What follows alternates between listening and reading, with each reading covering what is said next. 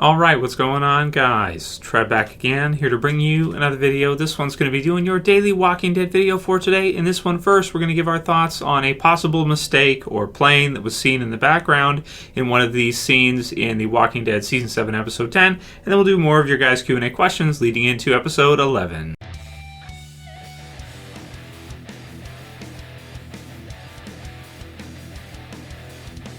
And spoiler warning, if you guys haven't seen episode 10 yet, this is one that I'm starting to see more chatter about recently and thought I would definitely give my thoughts on it. A few people requested. I'll put the link in the description to HuffingtonPost.com where they have a nice little write-up on it article. You guys can check it out when Rick basically goes up to the up, and he's looking down around. You can see he's kind of smiling down at everybody after he's defeated Winslow. You see something, object in the background. Before that, when he's standing up high, we can see some birds flying around down there around the debris at that side, and then afterwards here you kind of see this object go whizzing by.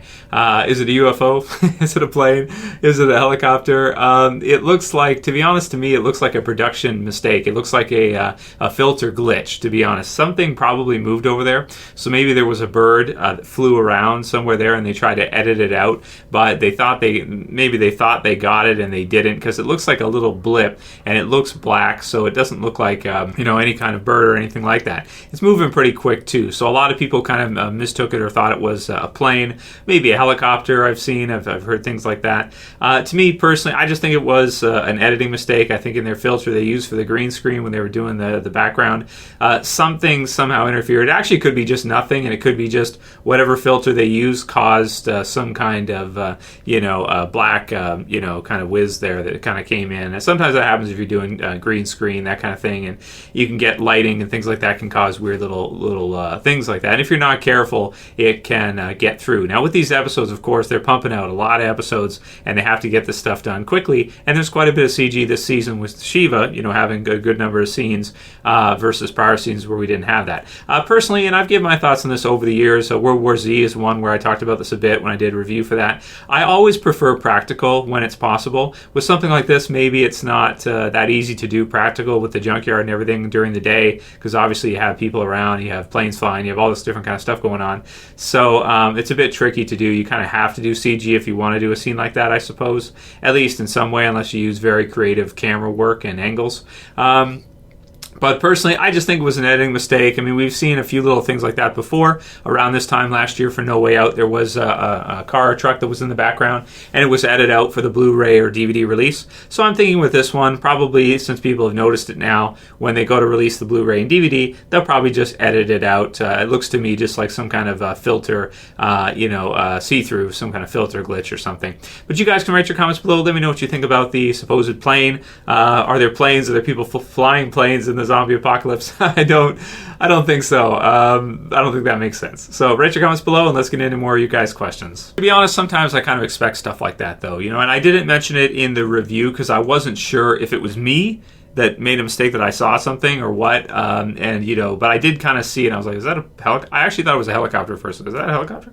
It's weird. But you don't hear any noise or anything, so I kind of figured like, okay, it's probably just something with the green screen. That's why I don't use green screen. I tried it. If you guys have been subscribers to the channel for a few years, I did have a green screen at one time, but it's always best to do practical. Like practical always looks better. If you're a visual person and you're watching something in HD and that, I mean, it's really hard to use CG and make it look as good as practical. It pretty much never looks as good as practical, I want to say. Very rare, very few cases. And you do get little glitches and you do get little fuzz that kind of comes through, white noise and stuff like that, especially around, and that kind of stuff. You have to cut it out and all that. It takes forever. So really slow stuff, yeah. So anyway, check out the article below, guys. Let me know what you think. That was from Pop Culture Stuff, who asked about that. Those are my thoughts for you, brother. Andy G and James Anthony said, hey Trev, or something similar. From comicbook.com, they said this Sunday's episode will reveal who freed Daryl from the Santuary. I think it was Sherry. Who do you think it was? And that seems like right now that's the popular opinion, that it probably was Sherry, and a lot of people think she's going to get caught and she's going to get ironed in the face. I think maybe maybe Negan will think he'll have the wrong person. Maybe he'll think it's somebody else and he'll burn somebody else with the iron. We'll have to see what it is, because that's kind of tricky. Would he burn Sherry too? Because of course she's one of his wives, right? So if he burned her face, she may not be as attractive to him afterwards, so that could be a problem, because he uses her in that way as one of his wives, and that's kind of her gimmick, that's her deal, that's her job, is to kind of look good and be attractive to him so he can, have his way with her, that kind of stuff, as well as some of the others. So that's kind of tricky. Do you guys think that he would do that to her? Because that kind of defeats the whole purpose of having her, sort of, doesn't it? If she starts looking gruesome because you melt half her face. So I do think it was Sherry who freed him, but I don't think Negan's necessarily going to burn her face or iron her face, is basically what I'm saying. So that's my prediction, but I know a lot of you guys are thinking it's going to be Sherry. So you could be right. Maybe I could be wrong. We'll see how it goes this weekend.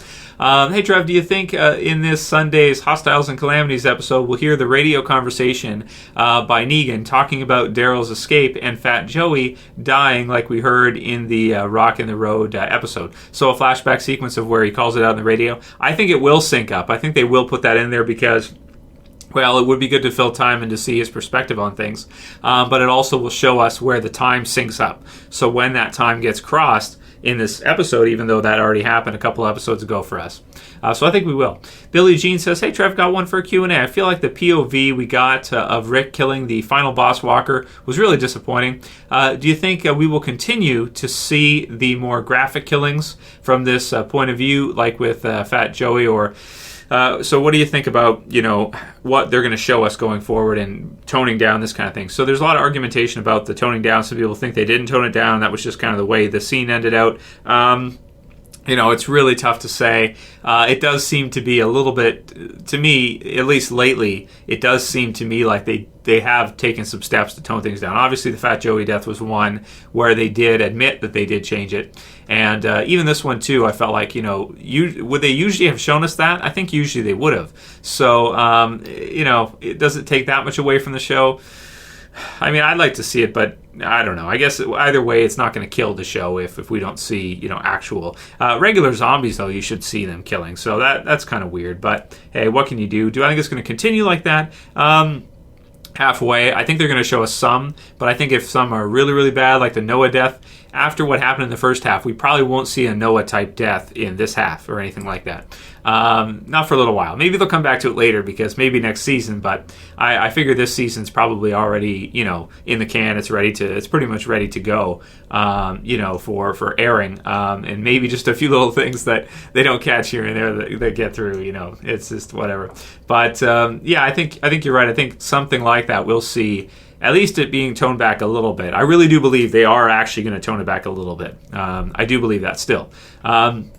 Henry Cavill says, just a comment, the Junkyard 709 looks dirtier than the Saviors, because when I read the comics, especially the Something to Fear cover, still want to get an episode called Something to Fear, me personally. The Saviors' dirty look enhanced their badassery even more. To be honest, the Saviors in the show look less badass than their comic counterparts.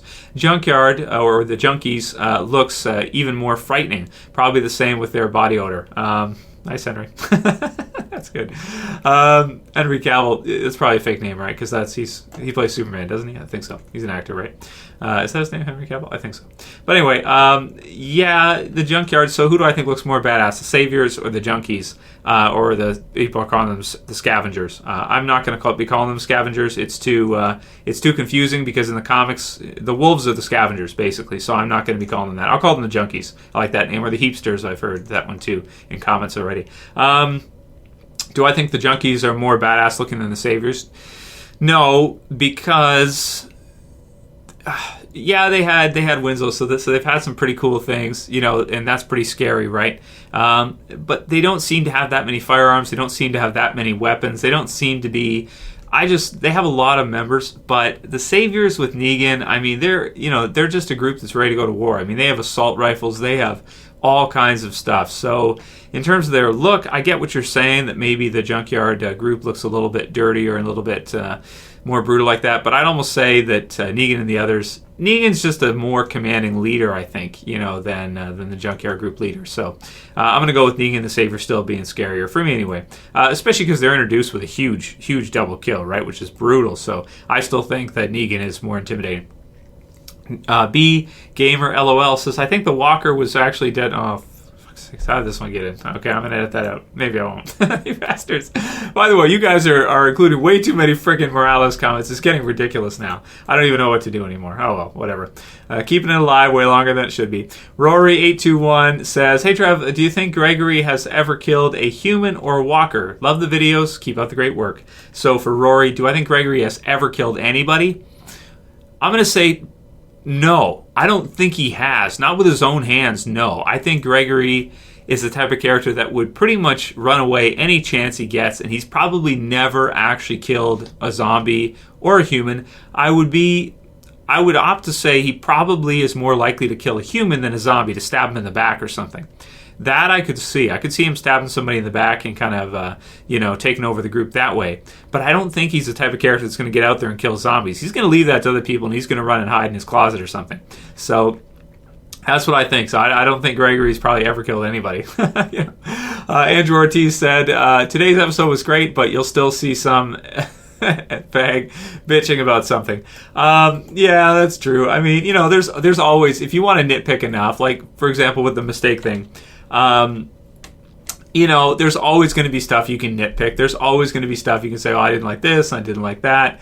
You can always do that if you want to. Is it beneficial to anybody? Not really. It's an entertainment-based show, and that's why some people, like, sometimes when they ask me about, the way I do my reviews and stuff, it's related. It's entertainment, I don't take it that seriously to the point where it's like, I'm putting in a thesis paper or something in a university, or I'm doing, like, I'm filing payroll at my job or something, and if I mess up, then people are not going to get paid and they're going to go crazy, right? It's not that sensitive. It's entertainment. It's supposed to be fun.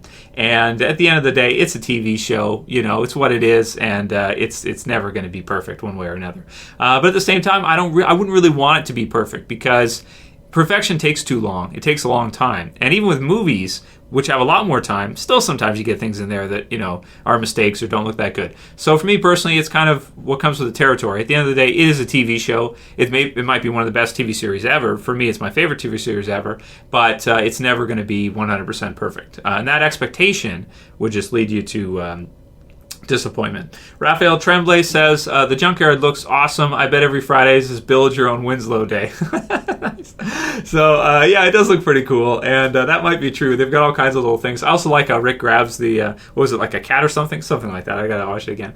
And then brings out with him the little twine thing, however that was made. So, cool stuff. That'll be it for today's Q&A, guys. Keep sending me your questions, as long as they're not related to Morales. And screw you, everybody who's commenting about Morales, and people who are sending me friends who are sending me Skype messages about Morales. I'm not going to reply to you. I'm not talking to you. No. Okay. I'm not banning people. But just stop it, okay? It's gotten old like 3 years ago. If you like this video, please thumb it up below. You can share, you can favorite. If you're new and you want to subscribe, button left to subscribe. That's it for this one today. See you guys tomorrow. Trev saying peace. Later, guys. See ya. What do you want us to do? I don't know, viewer. How about a subscription? Do you think that might be in order? Or is that too much to ask?